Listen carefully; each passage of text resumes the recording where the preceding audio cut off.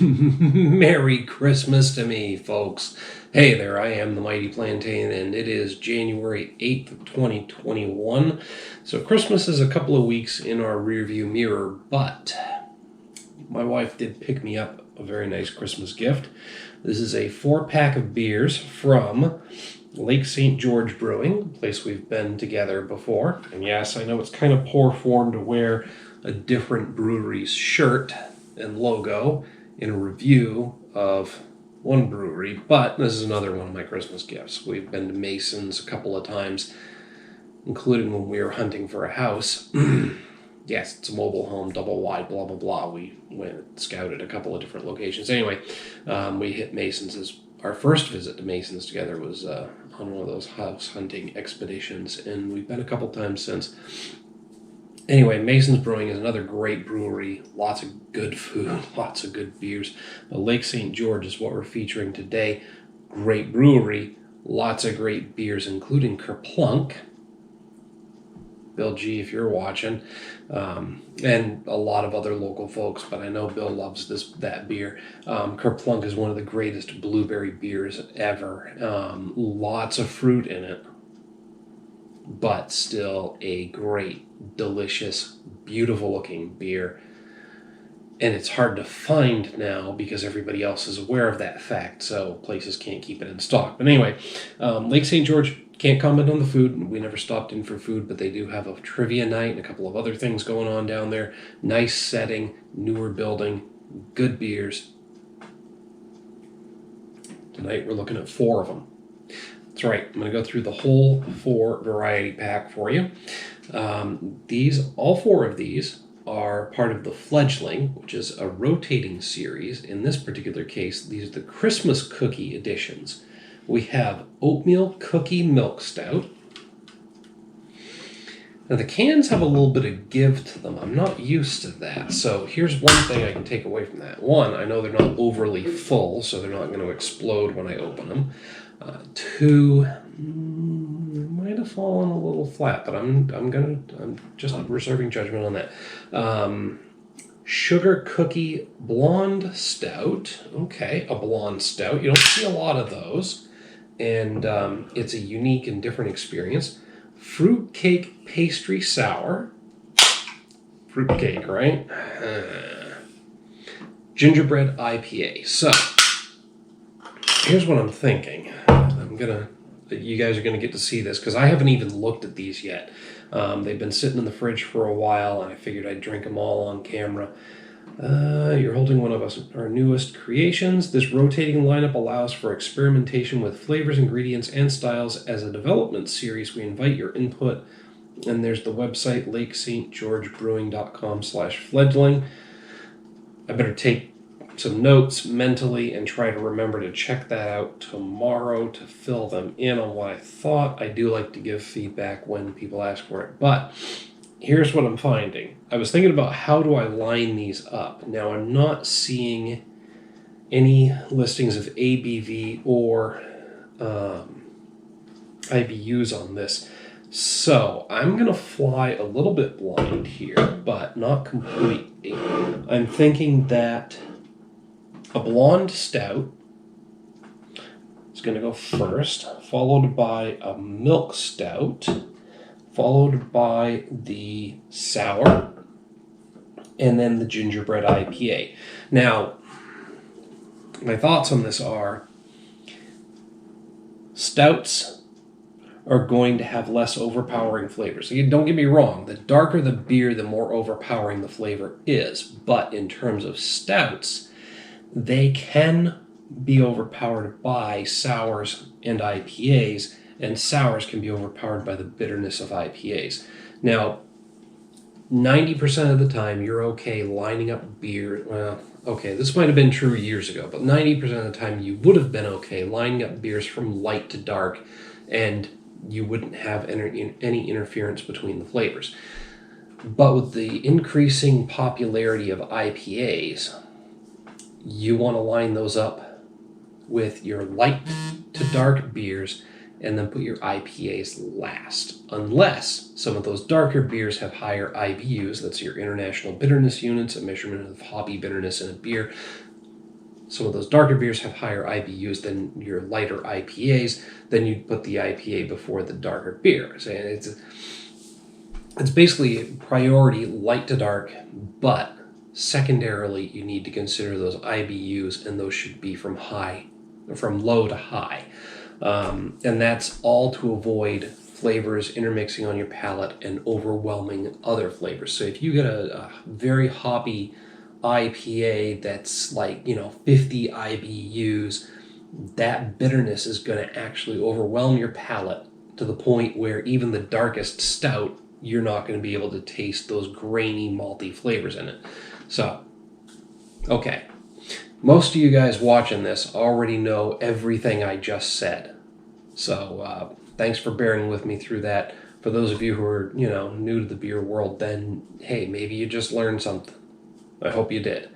But, that being said, this is the reasoning behind me going with a blonde stout is going to be a lighter stout. The darker stout, especially a milk stout, which is a smooth and creamy stout, that should go afterwards. And then I am going to put the sour behind that, because sometimes sours, they're an outlier. Sometimes their flavors, no matter how dark or light they are, can overpower the graininess of a stout, because they tend to be fruity and sourness will trump bitter stout flavors any day of the week. They will not, however, trump bitter hop flavors. I know, it's bitterness, but it's a different type of bitterness. So we are putting the IPA last. All right. All that aside, big thanks to my wife, the Lady Plantain, both for the shirt from the great brewery, for the beers from the great brewery, and here you go, guys. We're going to start with Lake St. George's Christmas Cookie Edition Sugar Cookie Blonde Stout.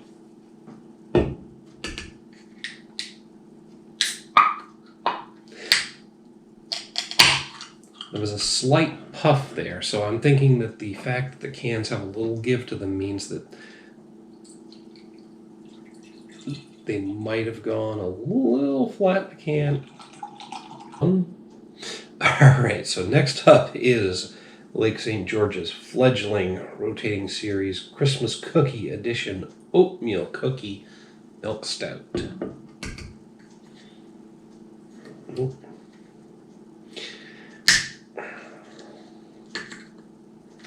I've got no fucking fingernails right now, and that's working against me. This particular can has the thing down low. There we go. All right. Ooh. Now that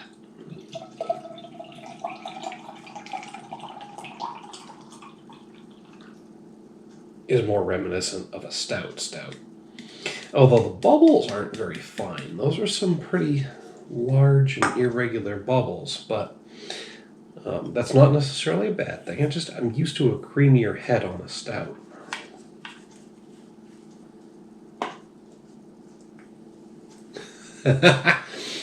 I don't know why I'm bothering with the light on this one. There's nothing getting through that. That's basically a dark black, midnight black stout, which is great. I mean, don't get me wrong, blonde stouts are novelties and all, and I like them, but a true stout is a stout is a stout is a stout, and it's fucking black as hell. Oh. Alright, so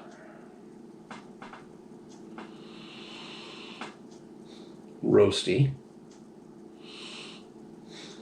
smoky. I'm getting like roasty and smoky aromas, but almost like a coal fire.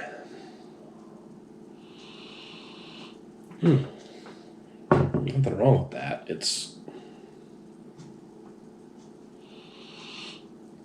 The smell of this makes me feel warm. Does that make any sense? It's, like I said, it's roasty and it's toasty and it's got a slightly coal undertone to it, but it makes me think of the coals from a wood fire out in the open. It makes me feel warm just by smelling it. Yeah, maybe that's weird, but it is what it is.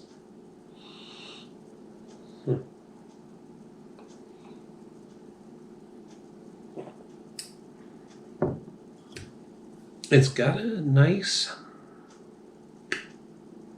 medium heavy to heavy mouthfeel. It's I wouldn't quite put it in the heavy category. It's got a slightly lighter mouthfeel than I was expecting based on the color, but still nice and heavy. It's got some serious body to it.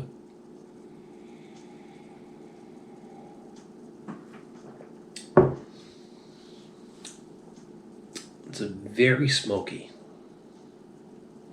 Very smoky. I'm still getting that impression of wood fire ashes, and getting hints of the oats in the finish. And it's not often that you can distinguish a particular grain in a beer. Sometimes you get like that nice weedy flavor. You get a certain overall graininess. And other times with oatmeal, you can get an oatmeal flavor to it. But this definitely has that nice, distinct roasted oats in the finish. It's got the smoothness that you would expect from a milk stout.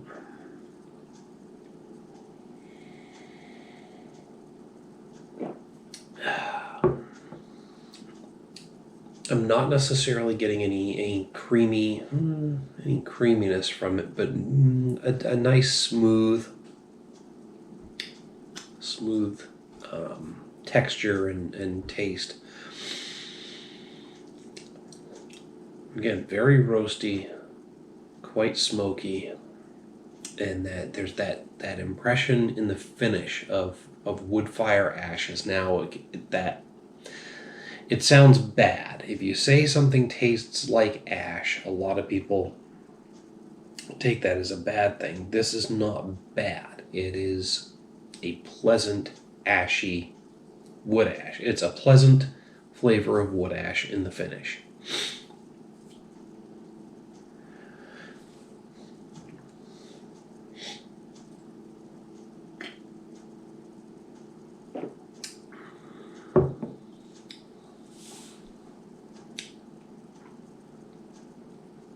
I'm going to hit this one with a 3.5 out of 5.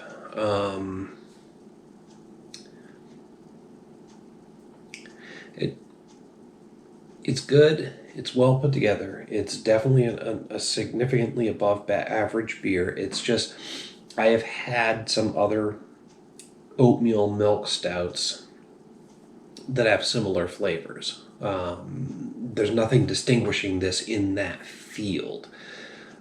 It's a solid milk stout. It's got some decent oatmeal flavor. I'm just not getting anything new, unique, or different enough to distinguish it to the point where it's getting a 4 or above. So right now it's sitting at a 3.5 out of 5. It's a good beer, solidly put together beer. I'm not going to repeat what I said about, average beers being 2.5 and all that. Except I kind of just did. Pardon the belch. So yeah. I'm saying this is a solid 3.5 out of 5. It's damn good beer.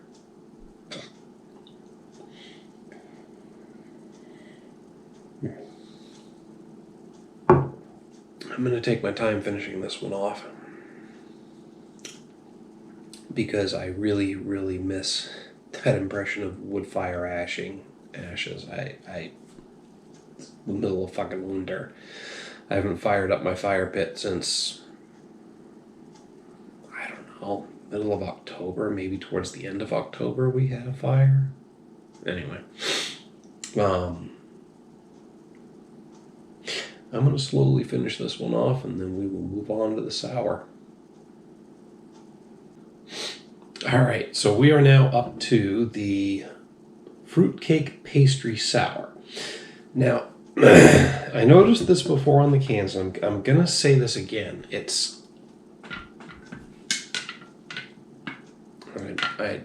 don't know how well that's translating onto the camera, but these cans, can you see that? They've got a lot of give to them. So I gotta say it, and I hate to do this to a local brewery, but I shouldn't be able to squeeze the can that much. I mean, I understand that a really, really tight can isn't necessarily a good thing either. Well, tight cans are, that's debatable. But we're talking about beer cans. Anyway, that much give to the can means that there is some lack of pressure in here. Also, the lack of the pop and the fizz, and then the fact that even doing this,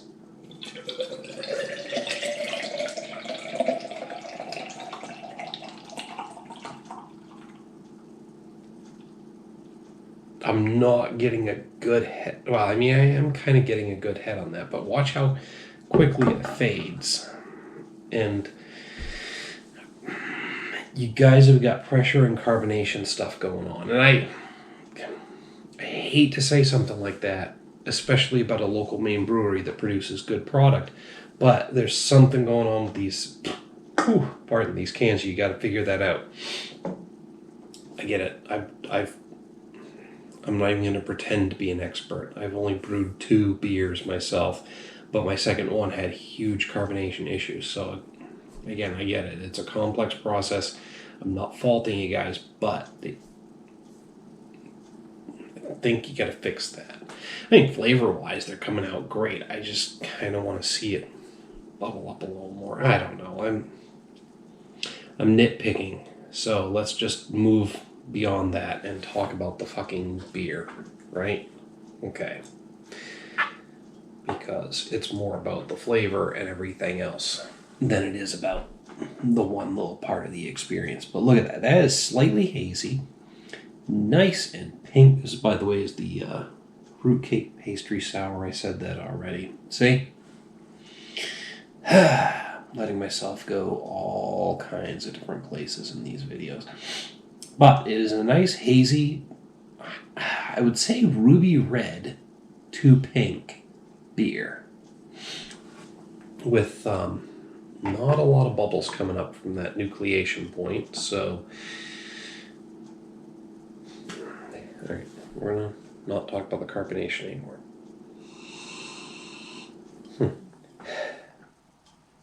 That's an interesting aroma.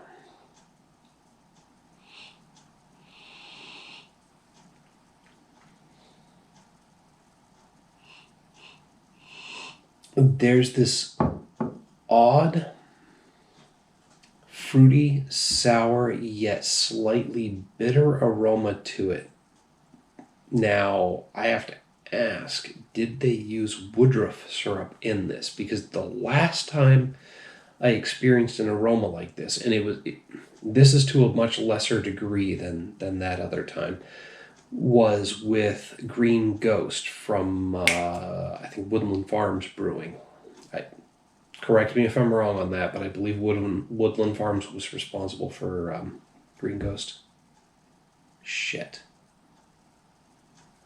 Now I'm questioning myself. But anyway, Green Ghost from whatever the brewery was a very, very interesting and different beer, but it had that same odd, sour, fruity, yet bitter aroma, and it turns out that they used Woodruff syrup in it, which it's an older ingredient. Well, not older, but it's a lesser used, more often used in olden days ingredient. So I'm wondering if there's some of that in this, because it has an aroma that, I mean, I smell berries, I smell slight hints of citrus, but I'm also getting that weird, bitter, fruity aroma that I did with Green Ghost, and the only commonality between the two is that Woodruff syrup. So I'm wondering now, but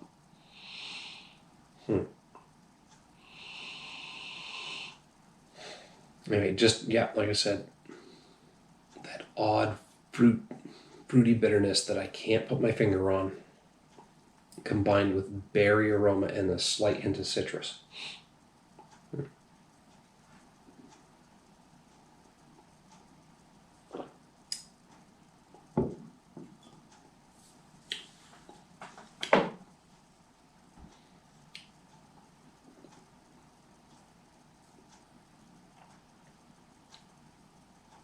It's got a nice medium light to light mouthfeel. Again, it's one of those ones that's right on the border.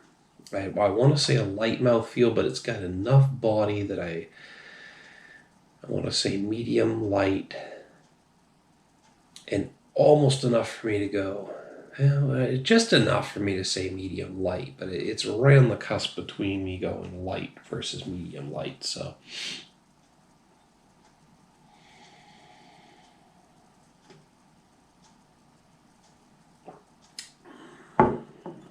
I'm getting hints of berry, hints of citrus, like this general fruitiness.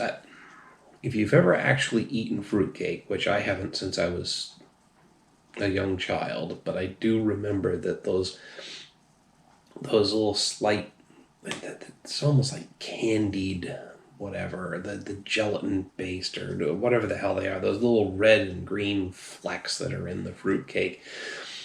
They're not made of actual, well, maybe they are at some point made of actual fruit, but they're more like these jelly jujube pieces of candied jellied fruit. I don't know what the fuck they actually are, but they have this weird flavor to them, which is reminiscent of fruit, but yet also bitter, and that's what I'm getting from this. So it's definitely a fruitcake sour.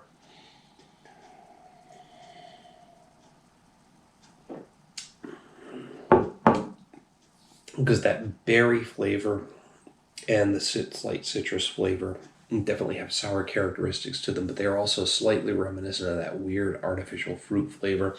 And there's a hint of bitterness in the finish, which again, I can only liken to the Green Ghost beer, but to a much lesser degree. This is not, on the same level of intensity. Let's just call it that weird fucking flavor. This has that weird fucking flavor, but it's not quite as intense as it was with Green Ghost. So there's some hint of it, but not. And I know I keep distracting from this beer by mentioning that other one, but it's the only thing that I can liken that flavor to, even though it's to a far lesser degree. I do want to make sure to mention that it is there. So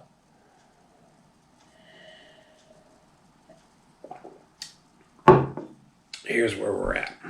It's a nice medium light to light, to medium, somewhere in there. A medium light mouthfeel. It's definitely got sourness to it, but that comes from a berry and slightly citrus source. But there is that odd underlying flavor that I can only assume is the Woodruff syrup, because the only other place I've experienced that flavor to a much greater degree was in the Green Ghost beer that I keep going back to, and that used Woodruff syrup. So this is sitting at a solid 4.5 out of 5 for me. It's a great experience overall. It's a great flavor. It's a good beer. And it's got that slightly uniqueness, but it's not 100% unique, because I've had that odd flavor before, again, to a greater degree in something else. But I got nothing bad to say about this beer in comparison to the other one, just that it's not quite as intense. It's different. And the color, quite there. Anyway, this one's a 4.5 out of 5 for me.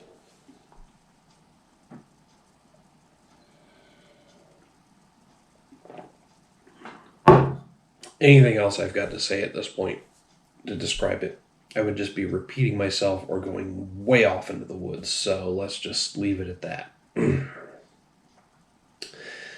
I've been drinking this faster than the others, I think, but I'm going to try and savor the last bits of it. And we'll move on to that Gingerbread IPA. All right, so here we are on the fourth and final beer of the pack. This is the Gingerbread IPA from Lake St. George. Their fledgling rotating series Christmas Cookie Edition 4-pack. All right. It's probably the third or fourth time I've said all that.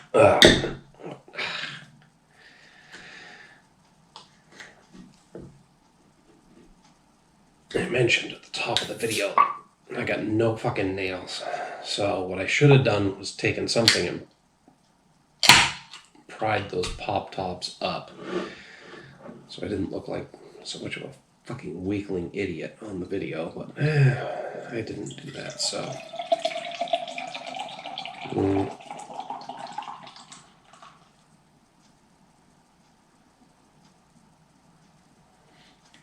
Not as bad. I mentioned the carbonation things going on, and this can had a little bit of give to it as well, so I'm not going to go into that all over again, but look at that. Now, I mentioned before with the Sugar Cookie Blonde Stout that it had a bit of a ginger color to it. Now, this is a Gingerbread IPA. This definitely has more of a ginger color to it than that Sugar Cookie Blonde Stout. And I don't know if you can see the swirls that are coming down here, but there's definitely a distinct haziness to it, and the light is swirling around down there almost as much as a lava lamp. But this is definitely a dark ginger color up here. It goes to a darker orange, even a brownish orange up to the top where it's thicker, with the glass is thicker and more beer is showing, but down here a distinct yellowish hue to it. So this is definitely a ginger colored beer. And again, that light swirling down there at first was really mesmerizing, but it's distinctly hazy. Slightly effervescent. There's not a lot of bubbles coming up from that nucleation point at the bottom. And the head that I did put on it is fading quickly. And I've mentioned this before, I'm not the greatest at putting a good head on a beer because I'm not aggressive enough with my pours, but I think I was pretty aggressive with that one. And okay, that quick editing jump that you saw there was because the heat kicked in. Got below 64 degrees in here. Furnace had to come on to keep it up to our minimum living standard. Yes, I make my family live in the freezing cold because I am too cheap to turn the heat up. Hey, like, share, and subscribe to this video. The more subscribers I get, the more chances I am closer to 1,000 subscribers when I can start putting ads on the videos again, and maybe make a few bucks here and there and maybe bump the heat up. No, I'm kidding. Once I hit 1,000 subscribers, I will not be making enough money off of ad revenue to afford the heat bill in this place. Be lucky if I can get a $20 a year check out of YouTube off of that. Anyway,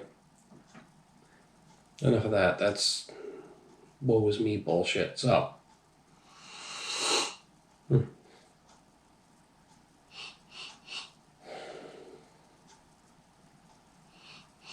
I'm getting an overall hoppy bitterness off of this with a distinctly dank aroma. Just felt my nose right. I don't know, I wasn't paying attention because I was trying to get something more subtle, but it's just honestly dank. Dank and an overall hoppy bitterness. It's got a slightly weedy. And by weed, I mean like literally weed. That's where the dankness comes in. Sometimes the dank aromas are like this oddly dank aroma, and then randomly they cross over into weedy aromas because, let's be honest, hops and marijuana are cousin species, so they do cross over to a certain extent. And this has got a distinctly dank / weedy aroma to it. Anyway, just saying, that's what I'm getting from it. And I'm not a big weed person. It messes with my head to the point where I can't even touch it. I don't. Not because I disagree with it, not because I have any issues with it, because I literally have issues processing it. I go nuts. I go paranoid 100%, and I get stupid as fuck.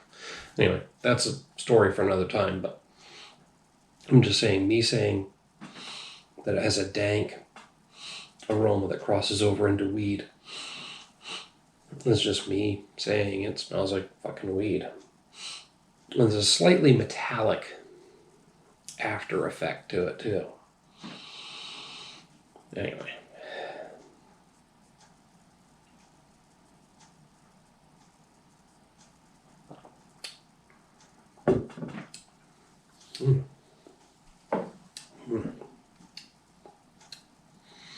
It's got a nice medium to medium heavy mouthfeel. It's definitely doughy. I know, Gingerbread IPA. And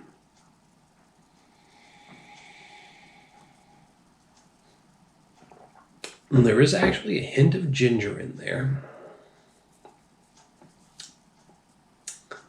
It's not cloying, it's not overpowering, it's just kind of there. And there's none of the ginger spice. Trust me, you can get enough ginger in a ginger beer to have a spiciness to it, and even a burn. But again, it's just ginger. It's there. There is a slightly bready, yeasty flavor to it. That combined with the heavier texture, like I said, like a medium to medium heavy texture, mouthfeel.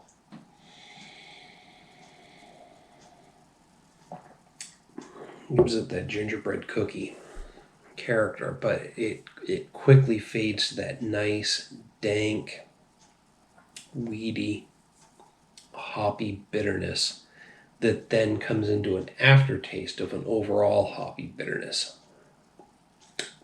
Maybe hints of grass and earth in there as well, but mostly just dank weediness.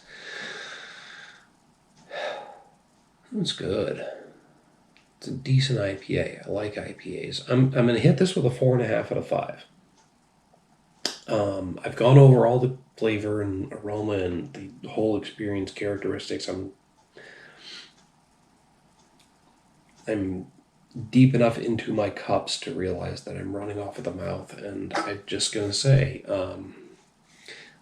this is getting some extra points because it's a gingerbread IPA, and I am getting the hint of ginger in there, as well as a bit of yeasty breadiness that makes this taste more like the cookies mentioned, well, cookies and fruitcake mentioned, than any of the other beers in this pack, which is getting it some extra points.